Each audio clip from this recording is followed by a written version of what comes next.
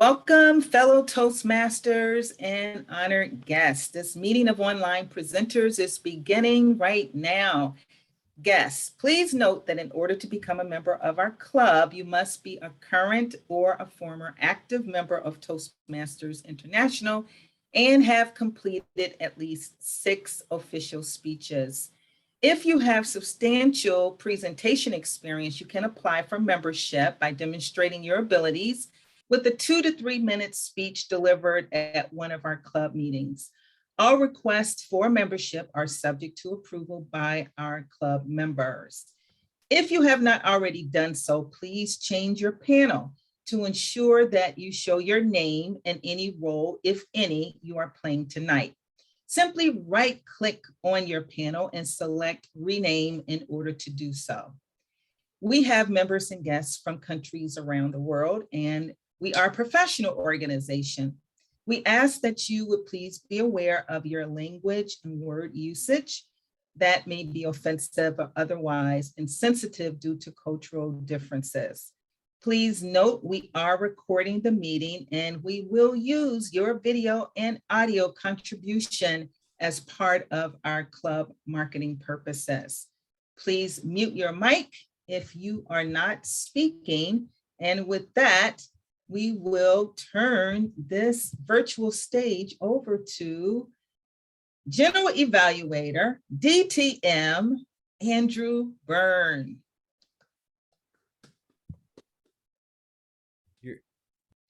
David's the Well, you're the presiding officer, Andy. That should just, if you want to say a few words to open the meeting. Yes, we are moving along for our club, moving along in terms of our distinguished Toastmaster goals or distinguished club goals. And right now, the only thing we're missing on our educational side is a level 2. So if anyone has a level 2 hanging around or wants to work up to that, let me know. We have until June 30th so that we can have a perfect record as we've had in the past, and look forward to everybody moving on forward. All right. I introduce the Toastmaster of the day is David Carr, and you have the floor. Thank you, sir. Well, it's wonderful to have some guests with us here today, even if some of the usual suspects are not here today. But guests add variety to the meeting and they added energy to the meeting. So that's wonderful. My job as Toastmaster of the day is to run a well-organized meeting, well-organized and on time. And to help me do that, well, actually, we have one of those guests stepping in, as a matter of fact, as timer. Marion, can you tell us how you'll be performing the timer job tonight? Absolutely, Mr. Toastmaster. As timer, it is my job to try and keep the meeting on time, and I will be using virtual backgrounds. I am guessing that all speeches today are 5 to 7. When you hit the 5-minute mark, it will go green. At 6 minutes, it will go yellow, and at 7 minutes, it will go red. Best thing is start wrapping it up when you see that yellow light. Then for table topics, at 1 minute, it will go green. At 1.5, it will go yellow. And at 2 minutes, it will go red. For evaluators, those are 2 to 3 minutes. The evaluation meets their time at 2 minutes, at 2.5 minutes, and then at 3 minutes.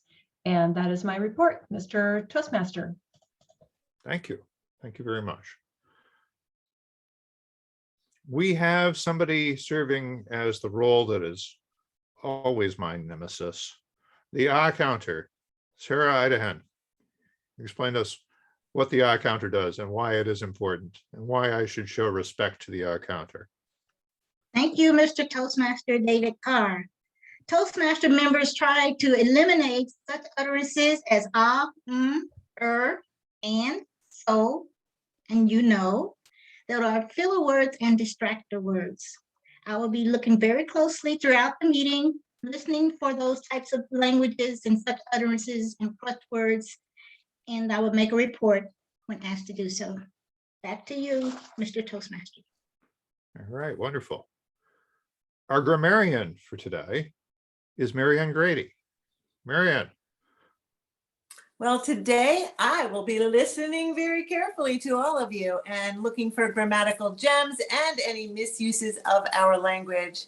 And at the end, I will also give a report. Back to you, David. All right. And we have a couple of roles in this club that, depending on how much you've been on online meetings, you may or may not have run across, but we have the watcher. Why do we have a watcher, Angela Heath? We have a watcher because online presenters need to be watched. It's as simple as that. No, we want to make sure that since we're a virtual club, that we are centered properly, that we are paying attention, that we give eye contact to the camera. So I am going to be watching each and every one of you and making a report at the end of the meeting. I'm watching you. Back to you. Our chat monitor for the evening is Carl Walsh. I will be chronicling the conversations that go on in chat. And Andre and I have already had a lovely little chat about a football match the other day in which he proved what a gentleman he is when his team lost and my team won. Back to you.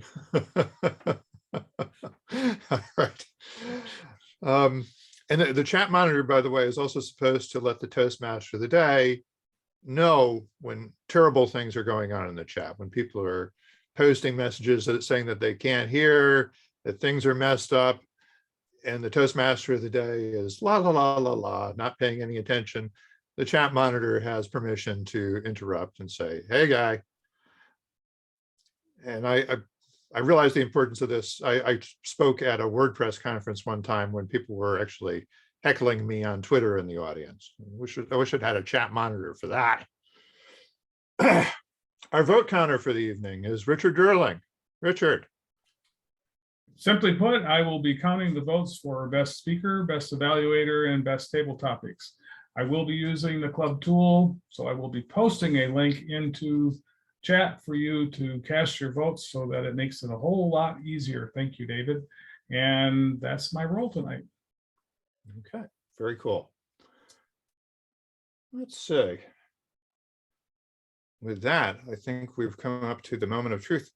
We are coming up to the formal speeches portion of the meeting. And Marty Sandler, this is your moment to shine in just a moment. Are you ready, Marty?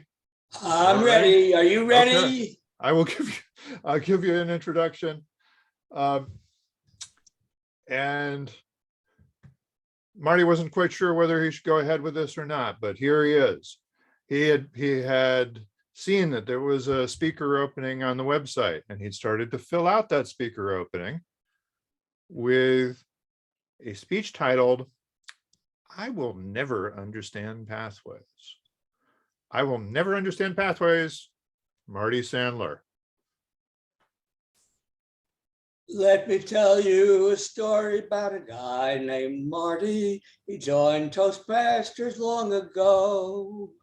He bought a basic manual, 11 speeches, and he went on from there.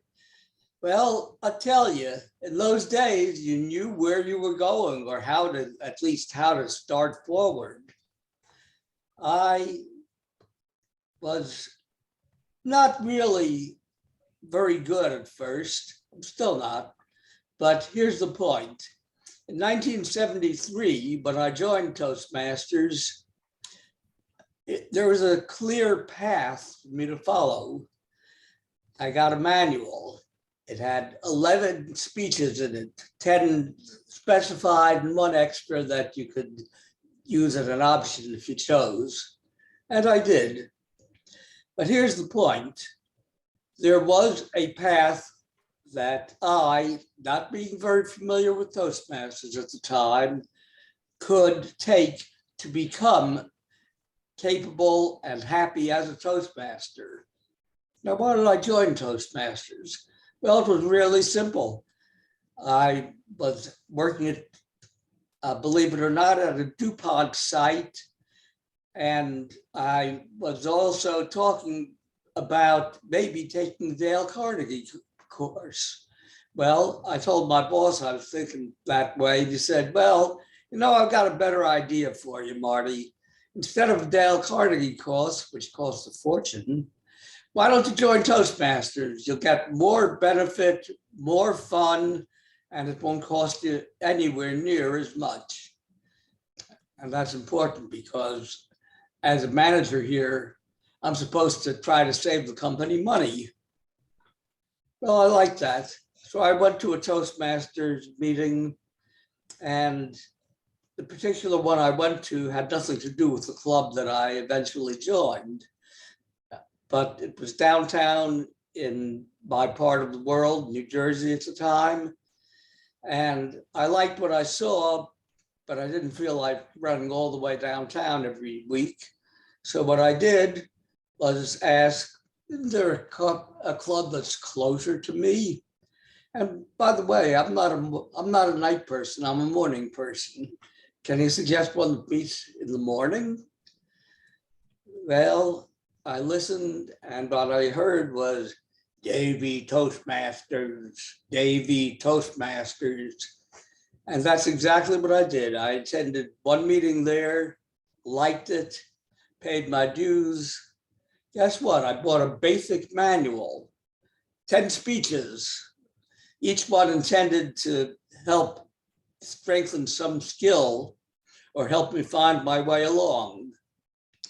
And there was an 11th one. I forget what it was now. I think it was just an option tossed in so that if you didn't know what to do next, you had something to keep you going.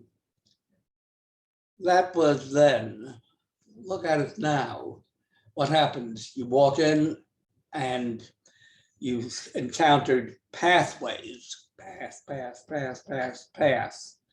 You get on a pathway and you have to, what do you do first? Well, you go through all this stuff, and then eventually, maybe you wind up having taken that first step. But I don't know what it's all about. I still don't. So I'm uncomfortable about pathways, and I'm hoping that I can learn a little more. Well, what can I learn? I don't know, honestly. I'm hoping that our educational vice president, which is, by the way, a position I held several times in Davy Toastmasters, I'm hoping that that wonderful person can help me get sorted out and figure out something constructive to do that my 83-year-old mind can cope with. Yes, I'm that old. Maybe I don't look it, or then again, maybe I do. See these marks on my face? Well, I'm trying to figure out what to do, and I've got pathways. I've got a pathway there, pathway there, pathway there. I think there are 11 of them altogether. And what do I do now? I pick one. How do I know what I want to do? It's really difficult, but I will find out. And here's the point. I wish that one of you wonderful people would help me get organized and understand where I'm going in Toastmasters, because frankly, I love Toastmasters, even with that green light staring at me and saying that it's almost time for me to stop speaking. I've got, I suppose, I guess I could get away with about 1 minute more, but I don't really have much more to say. I love Toastmasters, I really do. And all I can say at this moment is I am delighted to be here, but what the hell do I do next? Back to you, Toastmaster of the day. All right, Marty. That was a tour de force and an improvisation. Thank you. Our second speaker for the evening is Leising Zhu. She is a scientist.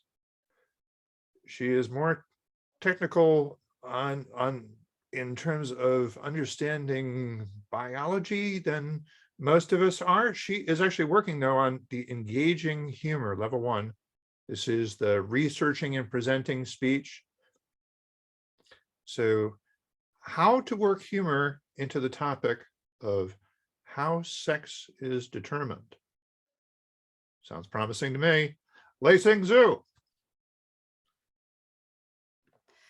Thank you, David. Why? The why.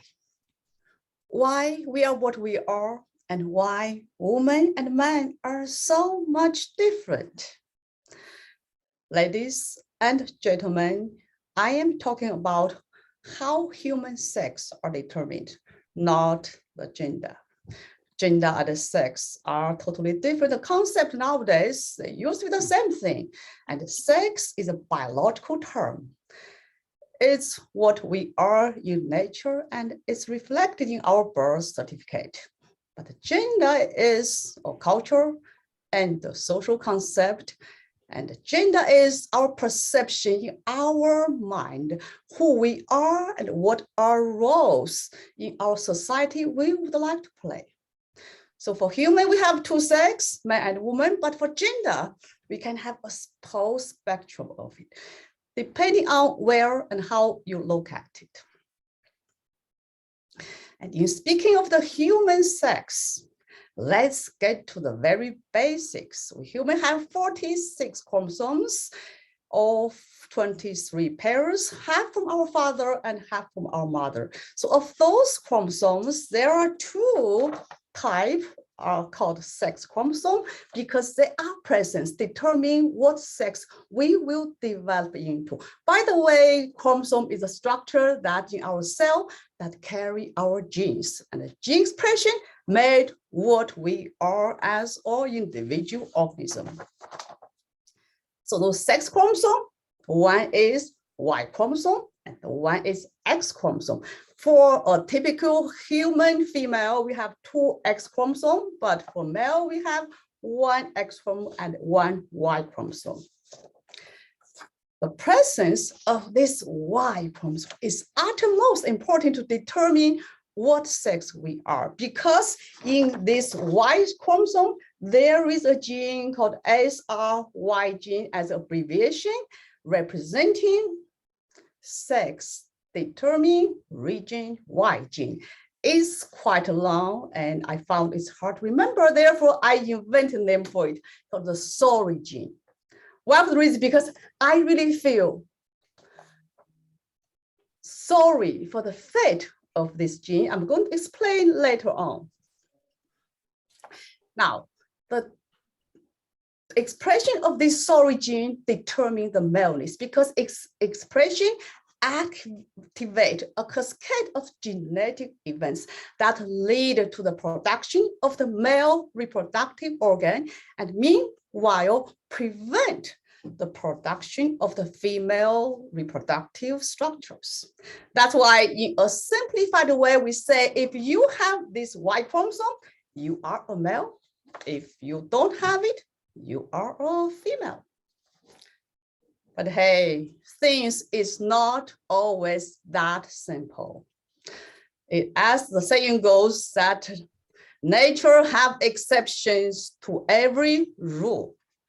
Sometimes someone with this Y chromosome, but develop female experience, female appearance anatomy. Why? Because this sorry gene might get missing, or it's mutated into something else, or it just sits there perfectly fine, but just does not function properly. And other times, the ones without Y chromosome develop male anatomy. The reason because maybe the sorry gene insert itself in the X chromosome and express there. Well, I just mentioned the sorry gene does have a sorry fate. Why? Because based on science, the Y chromosome that originally came from the X chromosome, but it becomes self-destructive and becomes shorter and shorter and shorter over the course of evolutionary history. And with that speed of becoming shorter, and scientists have predicted that this Y chromosome is eventually just going to completely disappear. So If that is the case, where goes our sorry gene? Supposedly, it will go away with the Y chromosome. If that is the case, without Y chromosome, without the sorry gene, what will determine the maleness of human man in the future? So what our man is going to look like? There's another possibility that this sorry gene, as slight as it is, it might be able to jump the ship and insert itself into some other chromosome, such as X chromosome, to express there. And if that's the case, we human, man will in the future still have their sorry gene, even without a Y chromosome. But still, regardless how or what road this sorry gene will go, future man most likely will have one chromosome less than the man we have now. And we don't know what challenge our future human will face. But hey, don't let me get you worried about the future human's challenge, because that is going to happen in a few million years. Even we say we need to think ahead, plan ahead, but I don't think we meant planning ahead for a few million years. Especially right now, when we're facing a lot of challenge, we even don't know how to deal with such as this tiny virus and such as this war. We don't really know what happens right now or in the near future.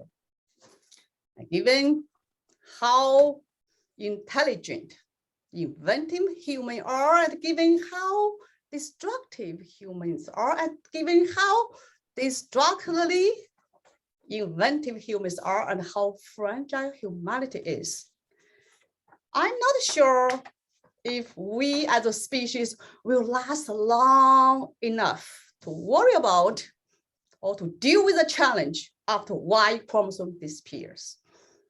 And as for now, I think we will probably have to just treasure the moment here and now and enjoy as much as we can. Back to you, Mr. Toastmaster. Wonderful.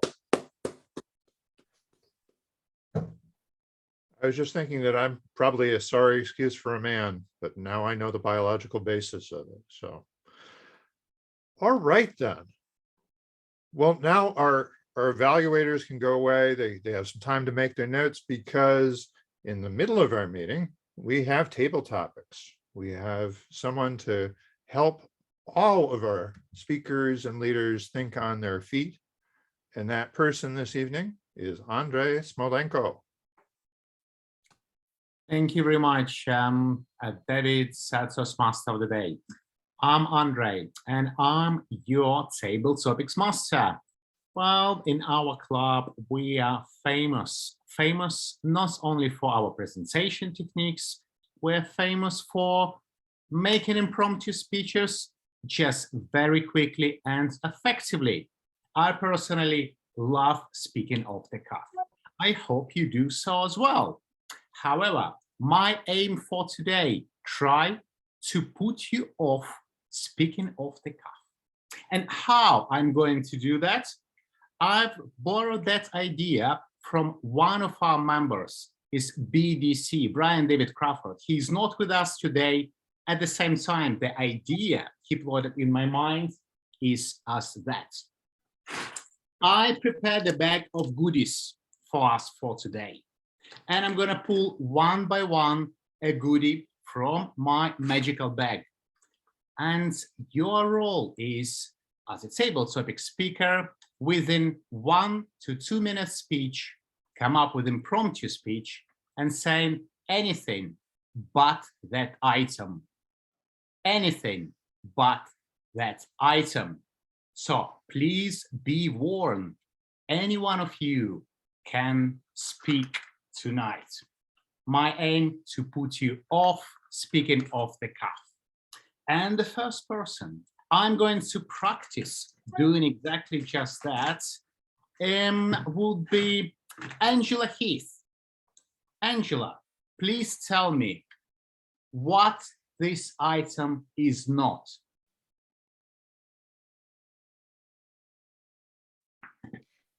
Fellow Toastmasters and honored guest, can I see the item again? Because I think what it is not, I thought I saw it in the doctor's office, and I believe the doctor said it is not the tool that she uses to pull teeth. I thought it was because of that little black part at the back. If I'm not mistaken, I actually saw some teeth falling out of that thing. And so I thought it was part of her instruments to pull teeth, but I think she said that's not what it is. And then I thought it was a trick tool that the pediatrician would use to give shots to children and also to draw their blood, because they would be confused thinking that it was a toy because of the brightness of the colors and things like that. But I don't believe that it was that either. Now, if I'm correct, I saw that at the garage when I took my car in for servicing. And this is the thing that they use to put air in my tire. And it doesn't work very well because I went only a mile or two later and my tires were flat again. So I don't know what this is, and I certainly don't know what it's not. Back to you. Thank you very much, Angela. You know, what a great impromptu speaking about this item. What is not? Wow. And we're moving on to the second item out of this massive goodie bag. Yes, I think I have it. Right, please tell me, Carl Walsh, what this item is not.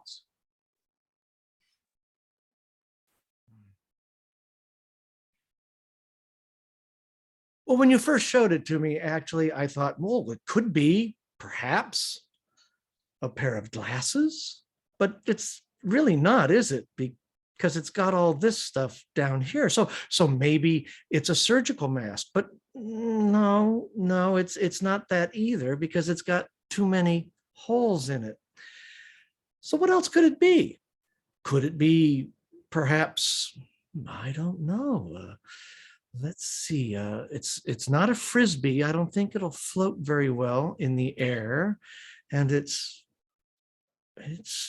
not something for a car like headlights.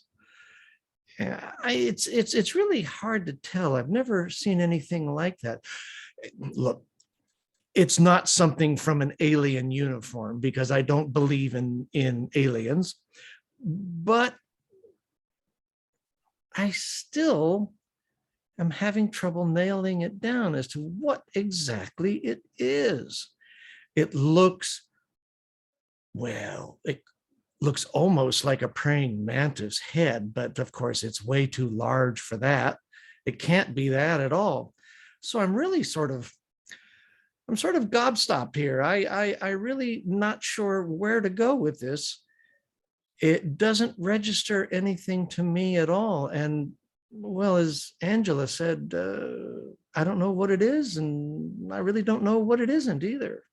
So back to you, Table Topics Master. Thank you very much, Carol. Yes, well, looks like this method is working. I think it's important to pay attention sometimes to other Table Topics Masters when they're trying to catch our club members off the cuff. Right, and we are moving on. I have a very special item for Carolina. So Carolina, please tell me what this item is not. Thank you, Andre, for your question, because it's very useful for our audience to know what this item is not, because looks are deceiving.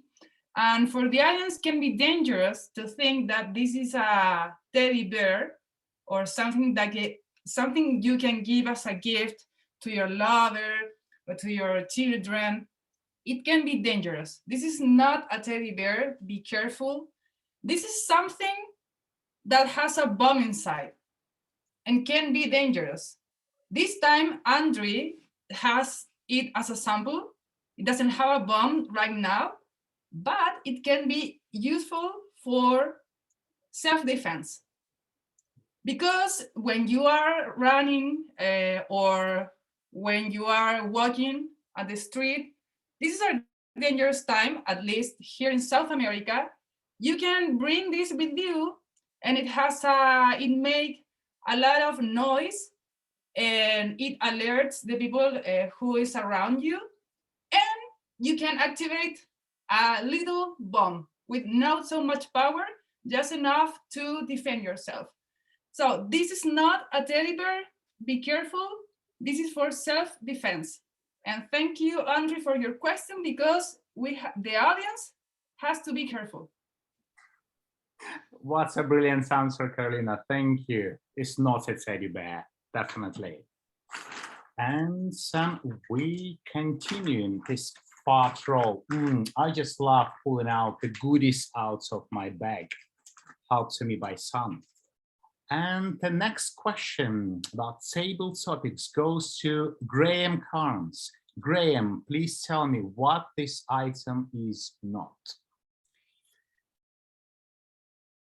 Mr. Topics Master, fellow Toastmasters and guests, they say that when life gives you lemon, you should make lemonade. But in fact, that is not a lemon that we are looking here. This is the bomb that goes inside the teddy bear that we just heard about.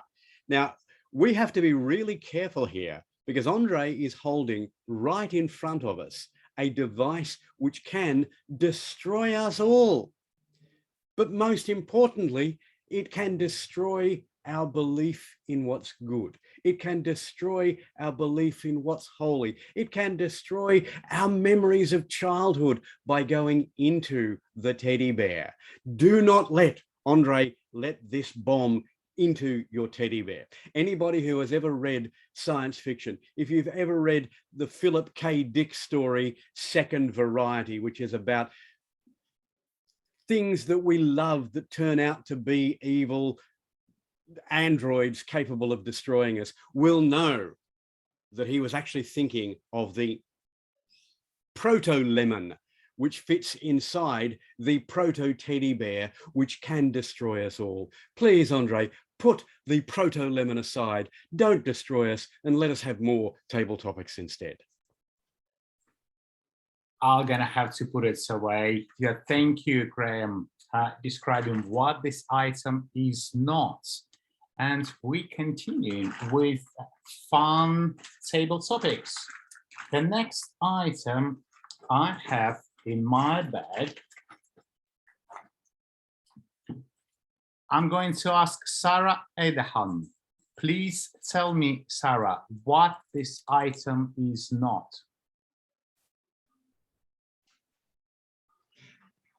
Thank you, Mr. Table Topics Master. I have been wanting something that I could put under my pillow for sweet dreams, but I don't think that is it. It looks pretty and I love the colors, but I don't think it would fit what I had in mind. I also was looking for something that would light up a dark corner so that I could read. And that doesn't seem to be it as well. But what it is, I guess I would have to say, as others have said, I'm not sure what it is. I know what it is not. It is not the things that I need for lighting or for putting under my pillow for sweet dreams. Although it looks kind of tasty, perhaps if I took a piece of it, it may taste like sugar candy. It looks pretty. But I think I would just have to pass on that because what I really want, it doesn't fit. It is not a light, and it is not something cushiony that will go under my pillow. Back to you, Mr. Table Topics Master. Thank you, Sarah. It does look tasty though, doesn't it? Yes. Mr. Toastmaster of the day, David Carr, I just want to ask for how many more table topics we have got time. You are muted, David. Sorry, oldest trick in the book. We actually still have, you could still do 2 or 3 more. Okay, well, thank you. If you haven't run out of people yet. I have more items and they get more and more bizarre. Andrew Byrne, please tell me what this item is not. You turn on its side. Well, it looks like it's a circuit board. And so if I'm going to say it's not a circuit board, which it is, then it looks like a piece of wood that you would use for floating around in your pool or building a fire or just beginning to use it as a basis for drawing a design. There are a number of things that are on that particular circuit board that are of note. This reminds me of the Star Trek emblem, and you have pieces of gold over there for improved contact, but then you have a whole bunch of other stuff going on there. So it is not a brand new Mac computer. It is some artwork built on the basis of a circuit board. That's about it. Well, thank you, Andrew. Well, yeah, it looks a bit weird, looks a bit alien, something to do with bear to me, and nice and tasty, lemony, and all them things together, and this perhaps. And we continuing with table topics, which I so much like. Right, the next item out of my goodie bag is this one. Marianne Grady, please tell me what this item is not. I had something that looked very similar to that used to light candles in my dining room when I would have company over. But I note that it's a little bit different and it has like a trigger. So I'm thinking perhaps it shoots flames, perhaps it sets things on fire. Maybe it's like an incendiary so that, you know, you can burn down buildings from far away. You can just shoot the fire away. But I don't know, it's not the candle, and I don't really think it shoots things very far. It looks like it stays right there. Maybe it's for like birthday candles. There's so many things it could be, but I'm not really quite sure at this point. I don't know if there's any significance in the green color, you know, because it would be kind of like go, you know, but I'm just not feeling it right now. Do you use it in your household? Do you use it? Oh, now that you've turned it around, that makes a big difference. I actually can feel the heat coming at me. So it does create warmth, it does create fire, but I'm not really quite sure how one would go about using such a device. And maybe it's upside down. Let me see, does that make a difference? Ooh. I wish I had a screenshot of you doing that. That's kind of a funny picture, but I really don't know what it is, but I know it is not a lighter of candles. That's all I can say, Andre. Back to you, Mr. Table Topics Master. Thank you, Marianne.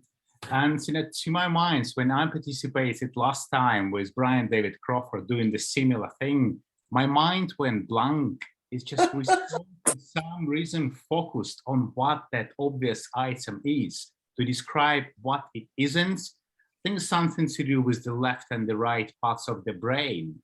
and how good the left and the right part of the brain works, I'm going to ask our Toastmaster of the day, David Carr, to describe what this item is not.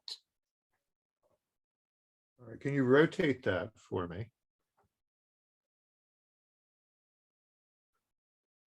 What it is not? Well, I mean, it's definitely not a kitchen implement. I can tell that because it just, it's not quite. I do think it is an item for beating small children, and so, you know, ruled illegal in most of the civilized world these days. I mean, you could be potentially brought up on war crimes charges for using such a device on the human body, and yet there are people all over the world who will insist that that is how grandma taught them manners, and that this was actually a good thing, not socially acceptable, but when that thing whistles through the air and just the crack it makes, get your attention, Mr. Topics Master. Thank you very much, Mr. David Carr. And I think that those table topics questions that I wanted to ask today, I still have lots of goodies. So anyone wants to stay after the meeting, name, and we test our left and right brain. We'll see how it works. Many bizarre things. And I'll just, before I go, I just show you a few more. This what this thing is, and you know, something like that. But those things probably for the next time. Okay. And I would like to, before I go, I would like to ask about timer. Marianne, for your timer's report, please. All of the topics participants qualified? Sure. They were all within time. Angela was 1 minute, 25 seconds. Carl was 1 minute, 37 seconds. Carolina was 1 minute, 28 seconds. Graham was 1 minute, 23 seconds. Sarah was 1 minute, 17 seconds. Andrew was 1 minute, 8 seconds. Marion, I love that name, is 1 minute, 55 seconds. And David was 1 minute, 14 seconds. Did you want these speakers? Well, please, Sure. if you put it in your chat box, just in general chat, it would be helpful for voting, I think. Okay. Okay. And I believe our vote counter will actually be posting a link in the chat to the voting tool. And actually, if we have a moment towards the end, I may actually give a little quick demo. Since we didn't have our tech tip segment tonight, I might show how that works behind the scenes. But Rick, do we have a link for people, or has that already been posted? All right, it's on the web. Momentarily. Okay, momentarily. Let me now introduce our General Evaluator to lead us through the evaluation portion of the meeting, Dr. Andrew Byrne. Thank you very much, David, and thank you, speakers, participants, for listening so carefully to the speeches today. We have two speakers. Our first speaker is Marty Sandler from Tamarack, Florida, and he's going to be evaluated by Carolina. Timer, how much time does the evaluator have? The evaluator has up to 3 minutes. 2 at green, yellow at 2.5, and red at 3. Thank you very much. And now I turn it over to the evaluator being Carolina. Take it away, Carolina. Thank you, Andy. The title of Marty's speech, I Will Never Understand Pathway. He's working in the project Team Collaboration, Level 1, Master the Fundamentals. Even though it was an impromptu speech, Marty, the structure of your speech was very clear. The introduction of a speech is very important because this is a moment when you capture the attention of the audience, and you capture the attention of us very well with a song. You have a nice voice, and you made us smile. You captured the attention of your audience, very good. And then the body of your speech, I noticed that you have well-developed skills at the storytelling. And maybe many people have problems understanding pathways, and some people can identify with your story.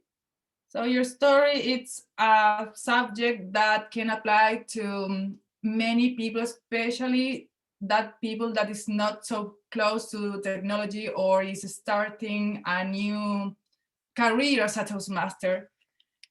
And about time management, you are very good at that skill, because you gradually brought your story to an end, being careful with the transitions. Something to challenge yourself, Marty. Look for a mentor in order to master pathways, and something to challenge our club and the audience. Strengthen the mentoring program within our club. And I look forward to see your next speech, and I like to be named The Day I Understood Pathways. Andy, back to you.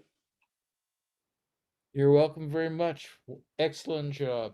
Our next speaker, I didn't see Jim Barber come in.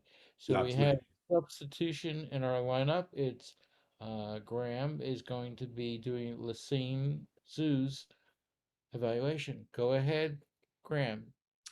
Thank you, Mr. General Evaluator. Ladies and gentlemen, I failed biology at high school. In my final 2 years, I got, well, at best, it would be a low pass. I think it's probably fair to say that I failed biology, but that was largely because by then I had met the woman who would later go on to become my wife, and I was much more interested in applied biology rather than understanding things like chromosomes and genes and things like that. Having said that, I learned more tonight about basic biology and chromosomes and the 2X, 2Y, XY, all that stuff than I had in 2 years of high school biology. So well done, Lacine. One of the things I should say before I go into the rest of the evaluation is that this project has 3 parts to it. Lacine is asked to research a subject about which she knows nothing, or about which she knows something and learn some more, and then to present that information to us in a way that helps us understand what she has learned. And then the third part is that Lacine wants to make this into a humorous presentation. So the delivery should be humorous while still informative. You could argue that Lacine didn't tell us anything that she had learned new for this project, but you could also argue that she has a lifetime of learning in this. This is what Lacine does.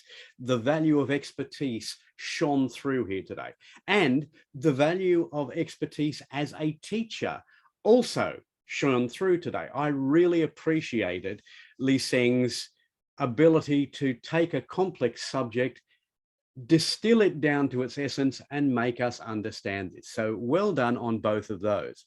The humor we'll get to in a second, but as an excellent primer in basic biology, this could not be surpassed. I would like to have seen some citations, and I know that, as I say, Lacine has a lifetime's experience in this. She may well be the person whose citation she could use, but I'd like to have seen some anyway. I did like the light humor that Lacine showed throughout there, talking about sex versus gender, talking about us being sorry excuses or whatever, talking about there is no point in us planning 1,000,000 years in the future. I thought those were really quite nice.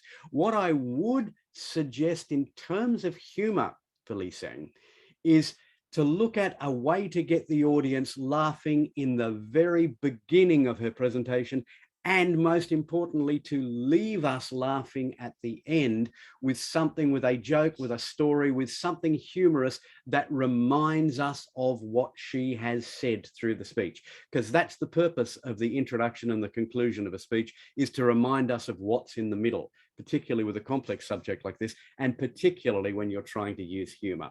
But having said that, congratulations, Lee Sing, on that delightful wry humor. Congratulations on teaching an old doc like me some new tricks, and genuinely well done on this. That was the best presentation I've seen you give at this club. Mr. General Evaluator. Thank you very much. At this point, the role of the General Evaluator is to have some shared comments on how the meeting is going. Our meeting is structured where we have 30 minutes set up from 7:15 to 7:45 Eastern Daylight Time to provide an opportunity for the club members to get together, to chat, to schmooze, to simulate what it was like when we met physically, although we've never met physically, and allow us the opportunity to get together and share our thoughts with each other. The one thing that we did not do well was we didn't have all the roles completed before we opened our door, but we've shown how flexible we could be by getting everything together and organized. We will finish on time, and we started on time. At this point, we had a village of people that helped me out, and I'm just going to call on each of them to help us with enhancing the value of this meeting. Marianne, Marianne. Why, good evening, everybody. I am your grammarian tonight, and what I will be doing is pointing out some grammatical gems and some misuse of the language. I'm going to start with Marty. Marty, you did something very interesting in emphasizing some of your points. You were talking about, what do I say? Path, path, path.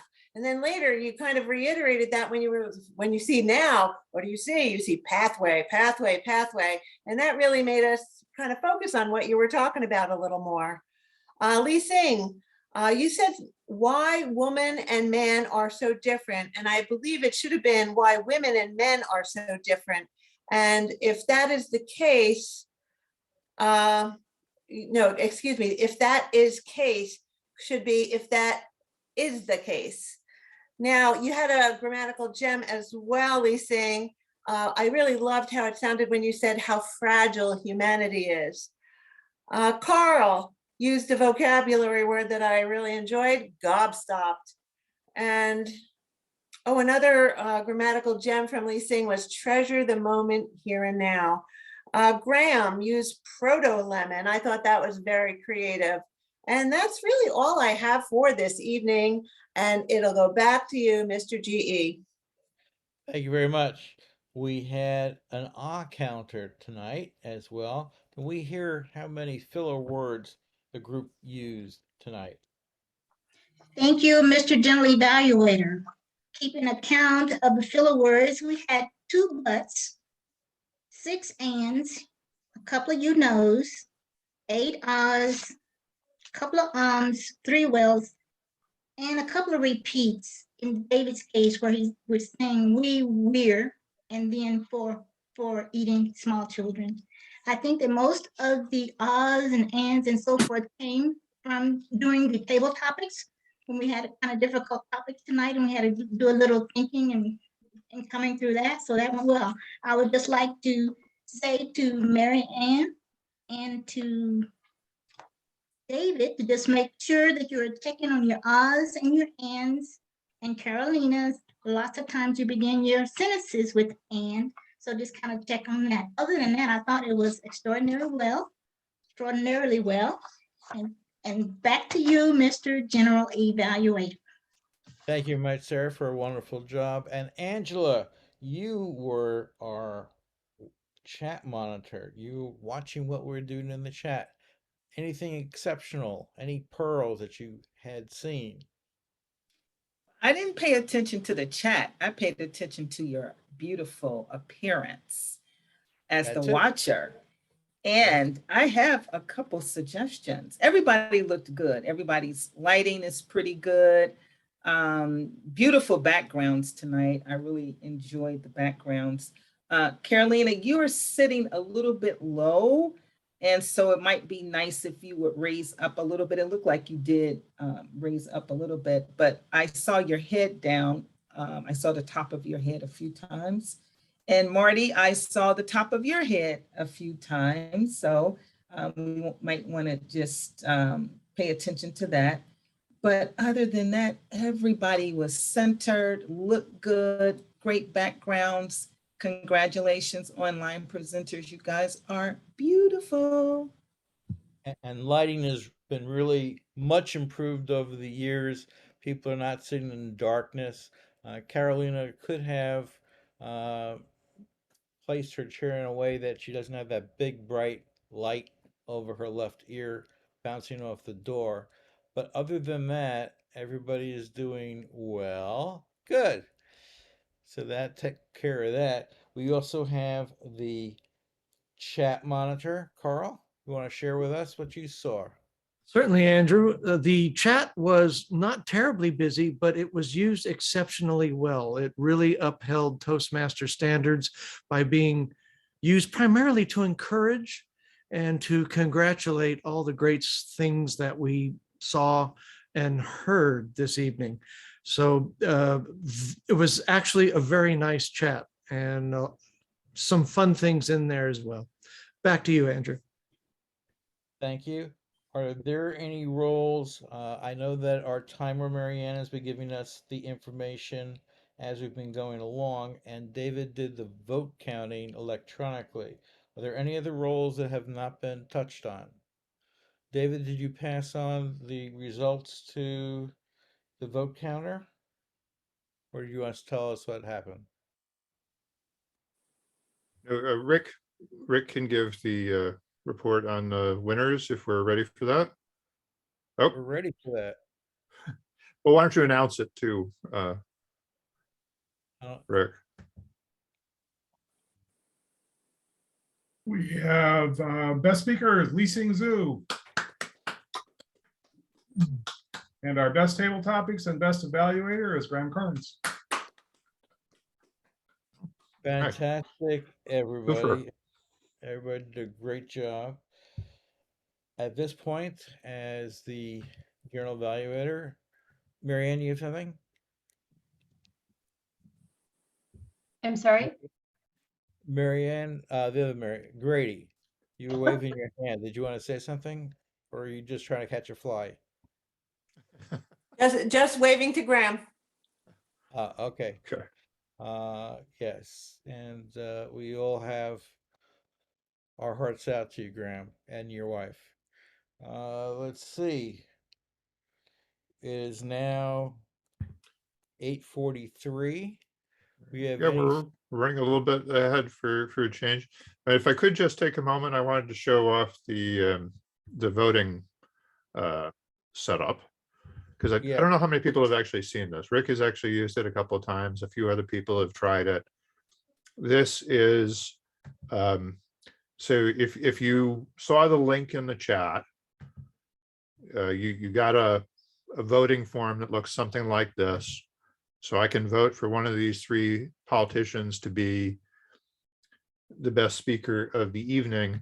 But on the back end, what we have is a little dashboard where we get to see those votes coming in. And it will check every few seconds. I'm the only one voting in this particular fictional contest. I'll let the timer go, but there is a check now link here too. So it should come in and say, Abraham Lincoln is running away with the vote because there's only one vote. Now the names of the speakers are pulled in off the agenda. So that's one of the things that I've worked on with this whole WordPress for Toastmasters setup, is the idea that things flow from different places to where they can be used. So I have the votes in. I have also the names of the evaluators already loaded in here. But if demo member didn't make it, I can substitute somebody else and set up a ballot for evaluator. And so it does like this little autocomplete thing for the names of the members, so that I can, just start typing. And one of the things that happens if you're gonna do it in text, it'd be nice if people's names are spelled right too. So once the link is set up, I can just click here, it'll copy it to the keyboard, I can paste it into the chat. And the idea is just to try and help us get results a little bit quicker than if we've also done it where people just post a private message in the chat. But then you as the chat monitor have to keep track of those things and still need a tally sheet or something to add them up and figure out who came out ahead.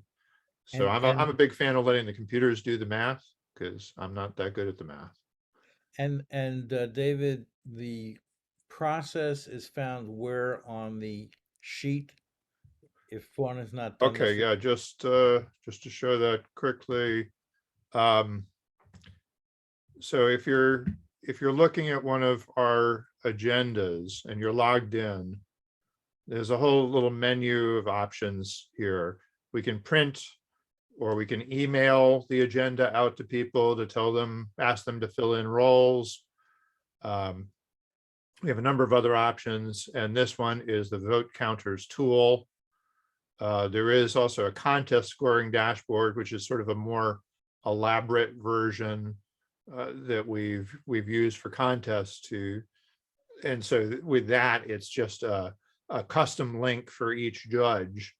So it's a little bit different, but it's kind of the same principle as what I was just showing you. But you would just go here to vote counters tool. I believe I have it set up so that if you are signed up as the vote counter, you actually should get a little email reminder of your role that includes a link to that week's vote counters dashboard. Okay, So- and the vote counting process and the contest process only works with WordPress for Toastmasters, right? That's right. Another reason to join. Yeah. Okay, well, it's 8:47. Maybe we can get some people to volunteer for some roles for next week. Who wants to be Toastmaster of the day? We've evolved. I signed it up, Andy, as a Toastmaster of the day. I'm not looking on my forward sheet, so forgive me for that, Carolina. No, I just did Okay, who would 1 like minute ago. who would like to be the table topics master?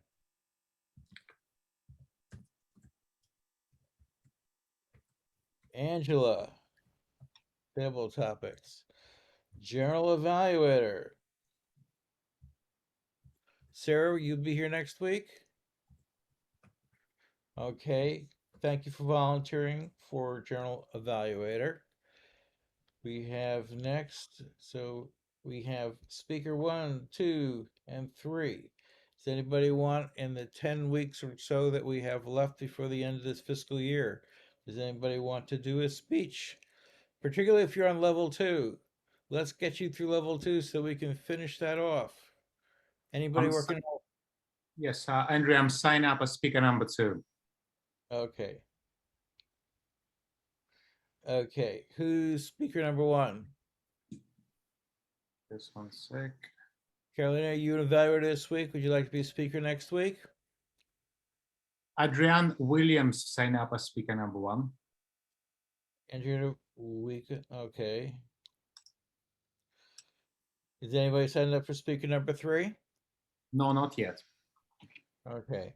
And it's probably good use to put in for backup speaker, because we've had some people missing out for one reason or another. We've been in the holiday season. For those celebrating Greek Orthodox Easter, they had that. And so there are a number of different people in different situations. All right, so we have at least 2 speakers. We have evaluator 1. Marianne, you would like to do evaluation?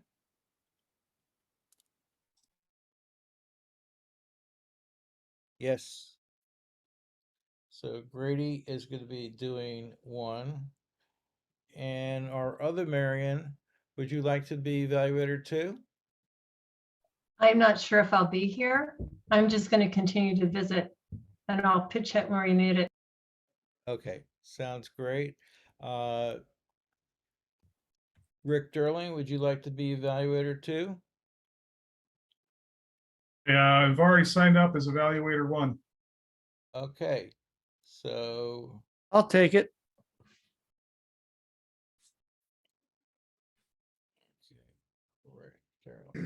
and who was that last voice? Carl. Carl. So you're listed for evaluator 3, and we just have to get a speaker to get into that spot, and we'll work Okay. on that of course of the Good. week. Good. All right. I give you back, as they say in Congress, I yield back my time because we've done so well. If anybody wants to do the functionary roles of timer, that's still not listed. Does anybody want to play with the timer? Timer. We'll check again next week. So we'll have the timer, grammarian, and we'll have also the odd counter, David's famous odd counter. Now, David, I have a question. For a while, Lucas had that automated spreadsheet for doing the odd counter. Is that something that you can port into your system as well? Maybe, I don't know. Yeah, I don't know if I even have a copy of that, to be honest with you. But it was probably shared around. I might have it in an old email or something. Who said they have one? I have one. I have the sheet. Oh, okay. Okay. Yeah. So send it to Let's David, give it to me. and after he recovers from his Yeah. time with EBV. Well, I think that might be the explanation of why some people aren't here is we worked some of them pretty hard for the event over the weekend as well. Jim Barber was in it the entire time as my co-host. Yeah.